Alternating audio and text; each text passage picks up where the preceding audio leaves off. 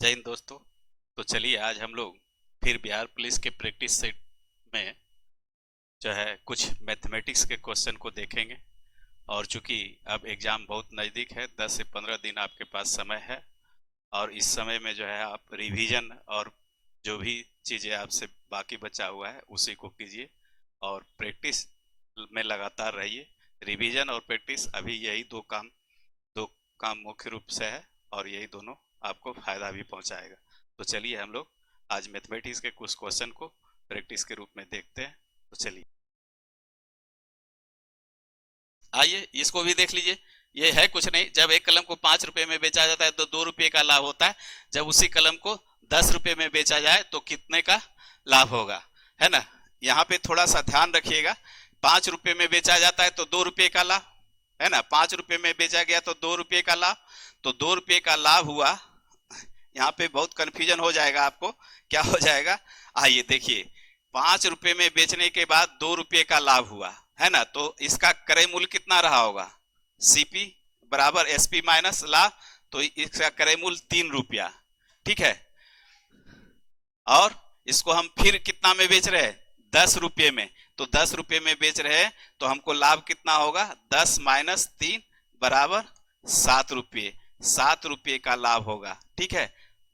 इसका ऑप्शन जाएगा डी। लेकिन बहुत लोग क्या मानेंगे, 5 रुपये में बेचा जाता है तो 2 रुपये का लाभ, 5 का दुगुना 10, तो 10 रुपये में बेच देंगे तो हमको 4 रुपये का लाभ हो जाएगा। तो यानी 4 रुपये मार करके निकल जाइएगा। लेकिन छोटा क्वेश्चन है, बहुत जो है चीजें इसमें छुपा हुआ है। चूंकि 5 रुपये का लाभ 5 रुपये में बेचा तो 2 रुपये का लाभ, अर्थात हम उसको खरीदे थे कितने में, 3 रुपये में। तो हमेशा जो है लाभ और हानि क्रय मूल्य पे होता है, नो कि विक्रय मूल्य पे। तो ये क्या है, विक्रय मूल्य। तो विक्रय मूल्य दोगुना भले हो रहा है, लेकिन हमारा क्रय मूल्य क्या हो रहा है ये हमको पता नहीं है। तो अगर विक्रय मूल्य पे देखेंगे तो दुगुना कर दीजिएगा और इसको भी दुगुना कर दीजिएगा, 4 मार के निकल जाएगा, जो कि सरासरी गलत होगा, ठीक है। तो चलिए अगले क्वेश्चन पे हम लोग चलते हैं। आइए, ये बहुत अच्छा क्वेश्चन है ये भी। चलिए देखते हैं। एक बल्लेबाज की 15 पारियों की एक निश्चित औसत थी, लेकिन उसने 16वीं पारी में 156 रन बनाए, जिससे उसकी औसत 8 रन बढ़ गई। उसकी नई औसत पता करें। देखिए यहाँ पे क्या है, एक बल्लेबाज की 15 पारियों का एक निश्चित औसत था, लेकिन उसने 16वीं पारी में 156 रन बनाया, जिससे उसकी औसत 8 रन बढ़ गई। उसकी नई औसत पता करें। देखिए अगर कॉन्सेप्ट होगा तो हिसाब को इसको इस तरह से आसानी से आप शॉर्टकट से भी बना सकते हैं। क्या बना सकते हैं, अगर आपको ये क्वेश्चन का पूरा कॉन्सेप्ट समझ में आ रहा होगा तो ऐसे भी बना सकते हैं। तो क्या बना सकते हैं, देखिए 16वीं पारी में उसने क्या बनाया, 156 रन बनाया और उसका औसत कितना बढ़ा, 8। औसत 8 बढ़ गया। तो यानी औसत 8 बढ़ने का मतलब है कि 8-8 रन हर पारी में 16 पारी तक उसको बढ़ाना होगा। तो हर पारी तक 16 पारी तक 8-8 रन बढ़ाएंगे तो 16-8 28, यानी 128 रन क्या है उसको हर 1 2 3 4 5 6 16 पारी तक जाएंगे तो 8-8 रन सबको सब में बढ़ाना पड़ेगा। तो 16-8 से 128 रन हम लोग यहां से निकाल देंगे। तो 156 में से 128 रन निकाल दीजिएगा तो अब उसके पास क्या बचा, 28। और ये 28 जो है क्या होगा, पहले से जो पारी का जो औसत था उसी में ये आ रहा होगा। यानी कि हर 28-28 रन 15 पारी तक आया होगा, है ना। और फिर 16वां पारी में भी 28 रन जो है ये औसत रहा होगा, लेकिन फिर यही 68 रन बढ़ा, तो जिसके कारण 68 रन सबको देना पड़ेगा, सब पारी में औसत बढ़ाना पड़ेगा। इसका मतलब हो गया कि उसका पूछ क्या रहा है, उसकी नई औसत। तो पहले औसत रहा होगा 28 और इसमें 8 जोड़ देंगे तो हमारे पास क्या आ जाएगा, 28-8 36। यानी कि नई जो औसत उसका बन गया 36 रन सभी 16 पारी में, है ना। आइए अब इसको कॉन्सेप्ट के रूप में अगर समझना चाहें तो हम लोग देखिए समझते हैं कैसे।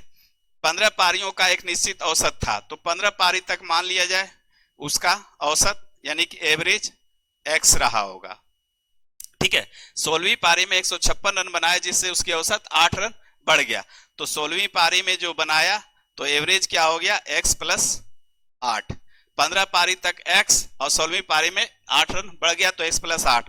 अब इसका गुणनफल और इसका गुणनफल क्या हो गया, योग हो गया। तो 15 पारी का और 16 पारी का योग हो जाएगा।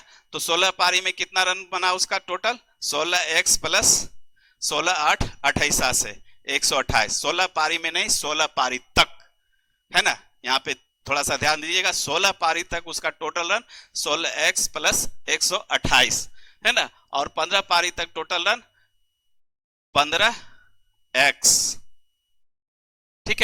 और ये दोनों का अंतर 156, यही जो है करना होता है यहाँ पे, बस यही मेन कॉन्सेप्ट है। 16 में से 15 जाएगा x और 128 इधर आकर के माइनस हो जाएगा, तो ये हमारा क्या निकल गया 28। 28 क्या निकला x का मान, तो x क्या है 15 पारी तक औसत 28 रहा होगा, लेकिन 16वीं पारी में आकर के उसका औसत क्या बन गया 28 प्लस 8 बराबर 36। यही यहां से हमारा आंसर हो जाएगा। तो इस तरह से ये चीजें, इसी से ये निकला हुआ चीज है। 16 8 28 से 128 यहाँ पे हुआ, यानी 8 रन बढ़ाया 16 पारी तक, और पहले जो है उसका 156 जो रन बनाया 16वीं पारी में उसको हम माइनस कर देंगे तो 28 निकल जाएगा। ये पहले का औसत रन रहा होगा और 28 में 8 जोड़ देंगे तो नया 36 हो जाएगा। तो इस तरह से दोनों तरीके से आप ऑप्शन सी पे जा सकते हैं। अगर ये चीज समझ में नहीं आता तो कॉन्सेप्ट पे जो है आसानी से 2 लाइन में ये भी बनाया जा सकता है।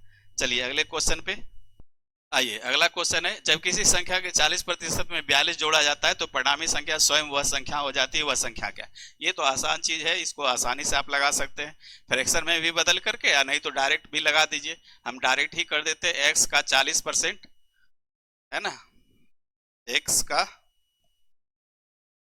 क्या है, आइए हम लोग डायरेक्ट लगा देते हैं। x का 40% कर देंगे और इसमें कितना 42 जोड़ देंगे तो हमारे पास क्या मिलेगा x ही मिलेगा।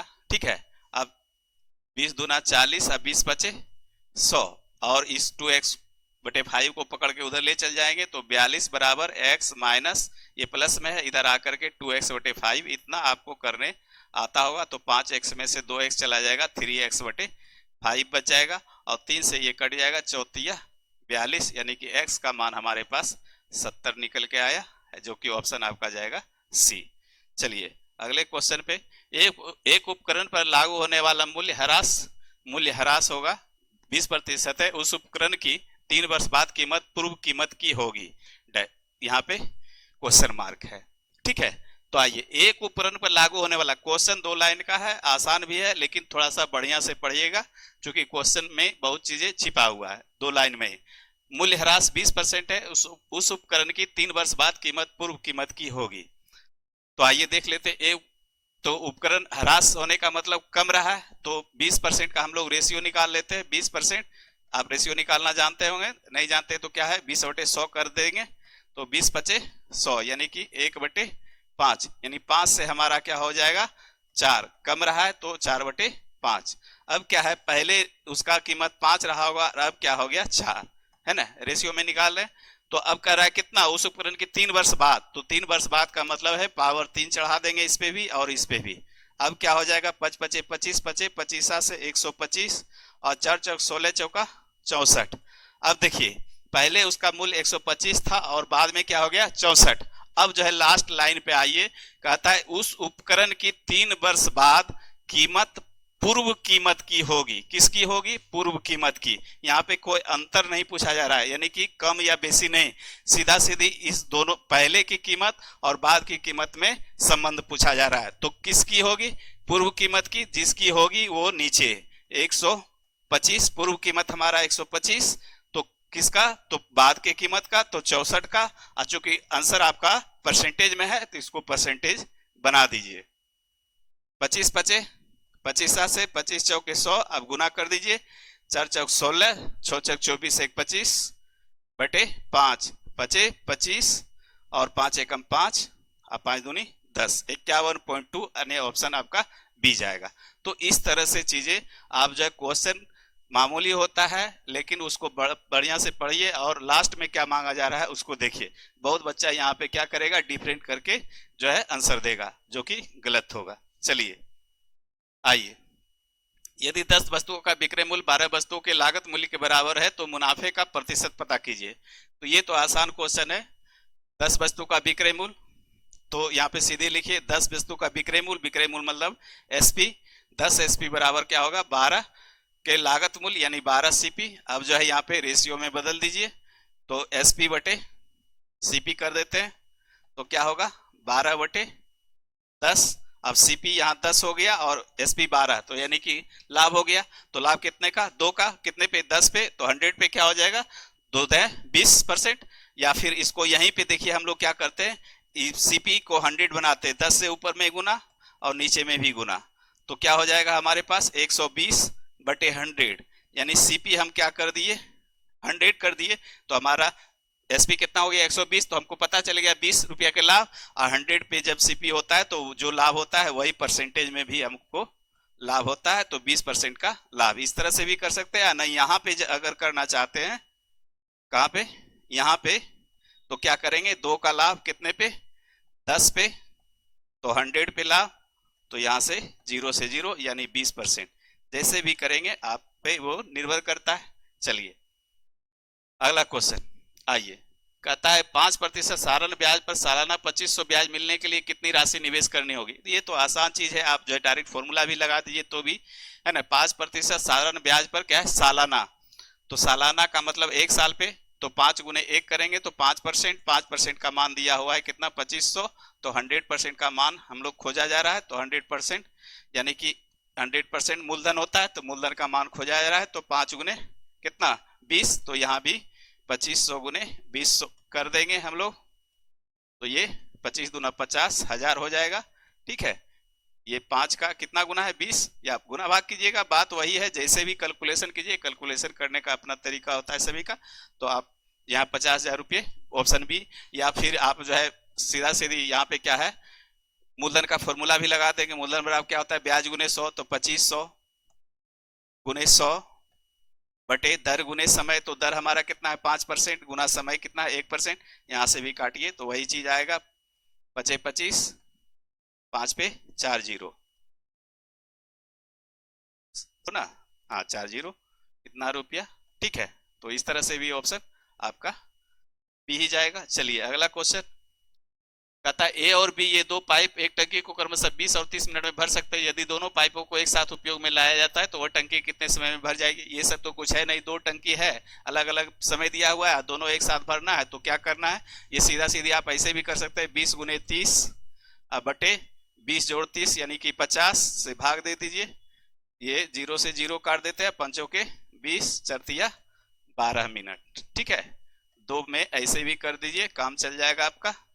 चलिए आइए अगला क्वेश्चन देखिए, ये बहुत अच्छा क्वेश्चन है। एक वस्तु का मूल्य 30% घटाने पर इसकी बिक्री 20% बढ़ जाती है, दुकान की राजस्व प्राप्ति पर क्या प्रभाव पड़ेगा। देखिए अगर चीजें आपको कॉन्सेप्ट है तो ये आसानी से आप ऐसे भी कर सकते हैं, एक्स वाई पे ले जाकर के 2 लाइन में बन जाएगा हिसाब, या एक ही लाइन में खत्म हो जाएगा। ठीक है, या करने वाले हैं तो माइंड में भी करके इसका कैलकुलेशन आप आसानी से आंसर दे सकते हैं। तो चलिए हम लोग इसको थोड़ा सा समझ लेते हैं। तो देखिए एक वस्तु का मूल्य जो है 30% घटाने पर इसकी बिक्री 20% बढ़ जाती है, दुकान की राजस्व प्राप्ति पर क्या प्रभाव पड़ेगा। यानी दुकान का रेवेन्यू मतलब आर है, लिखते हैं हम लोग, राजस्व प्राप्ति का क्या होगा, तो हम लोग जितना उसका प्राइस रखेंगे और जितना सेल करेंगे और दोनों का मल्टीपुल हमारे पास राजस्व मतलब आय होगा। ठीक है, रेवेन्यू बराबर प्राइस गुने सेल। तो अब क्या कहता है, एक वस्तु का मूल्य 30% घटाने पर, तो 30% मूल्य क्या रहा होगा, पहले 100 रहा होगा और इस 30% घटा दिए तो हमारे पास 70% यानी 70 बचा, मूल्य 100 से 70 हो गया। ठीक है, और सेल क्या हो गया 20% बढ़ गया, स्वाभाविक है मूल्य घटाइएगा तो सेल बढ़ेगा, तो हमारा पहले सेल कितना रहा होगा 100 रहा होगा और ये बाद में क्या हो गया 120% बढ़ गया, और ये दोनों का जो भी गुना होगा अब हमारे पास रेवेन्यू प्राप्त होगा। ठीक है, अब कह रहा है वही रेवेन्यू पहले कितना था और बाद में कितना है, और वो परसेंटेज में पूछा जा रहा है कि कमी हुआ कि बेसी। आइए इसको थोड़ा सा सिंप्लीफाई कर लेते हैं। अब देखिए यहाँ पे सिंप्लीफाई इतना हमको लिखना नहीं था, डायरेक्ट भी लिख सकते थे, ये 20 25 100 अब 20 छक 20 से 0 काट दिए। अब जो है इससे भी डायरेक्ट आप हिसाब कर सकते थे, क्या कर सकते थे, तो हम लोग यहाँ पे लिखते आर बराबर यानी P गुने S, ये तो हम समझाने के लिए लिख रहे हैं लेकिन आप अपने मन में भी लिखते 10 से क्या हो गया 7 और ये क्या हो गया 5 से 6 है ना, और ये गुना करेंगे तो हमारा पहले रेवेन्यू क्या था 10 बचे 50 और बाद में क्या हो गया 7 42, अर्थात रेवेन्यू में क्या हुआ कमी हुआ है ना। अब हमारे पास जो है आय क्या है कम हो रहा है, दाम कम भी कर दिए, बिक्री भी बढ़ा लेकिन उतना नहीं बढ़ा जितना कि पहले बढ़ना चाहिए था। तो कितना का कमी हुआ 8 का, कितने पे 50 पे, तो 100 पे क्या होगा, तो 100 गुना में कर देंगे तो 50 दूनी 100 अर्थात 16% की कमी है ना, 16% की कमी कहें तो ऑप्शन आपका सी। तो ये चीजें इस तरह से ये कॉन्सेप्ट पे है, और यही सी पे जो है हम लोग जो है एक एक्स वाई का कॉन्सेप्ट होता है। लेकिन ध्यान रखिएगा, एक्स वाई का कॉन्सेप्ट तभी लगता है जब दो का प्रोडक्ट तीसरा होता है, और तीसरे में जब कमी और बेसी कहा जाता है तब एक्स वाई का फॉर्मूला लगाते हैं। अब एक्स वाई से बनाएंगे तो क्या बनाएंगे, 30% घटाने पर, तो 30% घटाने पर यानी कि माइनस का 30 और 20% बिक्री बढ़ा यानी कि प्लस का 20, और फिर क्या होता है प्लस एक्स वाई गुना में, तो प्लस एक्स वाई होता है, तो प्लस माइनस के कारण यहाँ पे माइनस हो जाएगा, और गुना एक्स वाई यानी 30 गुने 20 अब बटे 100 हो जाएगा, है ना। 2 जीरो से 2 जीरो काट दीजिए। अब 20 में ये 30 और 20 क्या है, एक माइनस में एक प्लस में, तो 30 में से 20 जा जाएगा तो माइनस का 10 बचेगा हमारे पास, और ये माइनस का 6 अर्थात माइनस का 16। दोनों क्या है, घटाव में है, ऋण है, तो दोनों आपस में जुड़ जाएगा। माइनस होने का मतलब है कमी या हानि, कमी 16%।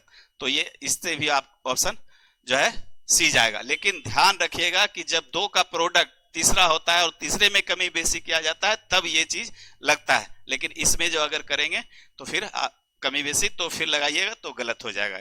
तो ये सब चीजें हैं, कॉन्सेप्ट आपको रहना चाहिए क्लियर, तब जो है आप शॉर्ट में भी बना सकते हैं। चलिए अगले क्वेश्चन पे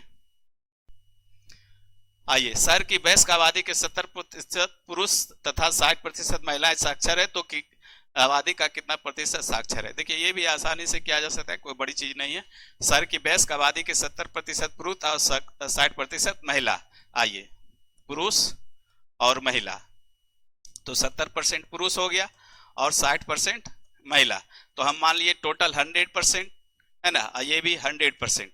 चूंकि हम उतना इधर उधर नहीं जा रहे हैं, आपको जो सीधा होता है उसी पर हम जो है ध्यान कर रहे हैं और उसी अनुसार से बना रहे। तो क्या इतना हो गया 200, और 200 में कितना साक्षर हो गया 130। अब पूछ क्या रहा है, तो आबादी का कितना प्रतिशत साक्षर है, तो वही साक्षर ही पूछा जा रहा है, तो हम लोग निकाल देंगे। तो 713 130 साक्षर है कितने में, 200 में, तो प्रतिशत मान पूछा जा रहा है, तो 100 में कितना होगा, तो गुना 100 से कर देंगे, तो 2 जीरो से 2 जीरो, और ये निकल के आ जाएगा 65 दूनी 130 65%, यानी आबादी का 65% जो है क्या है, लोग साक्षर हैं। तो चलिए वीडियो अच्छा लगे तो लाइक और सब्सक्राइब चैनल को जरूर कीजिए। धन्यवाद।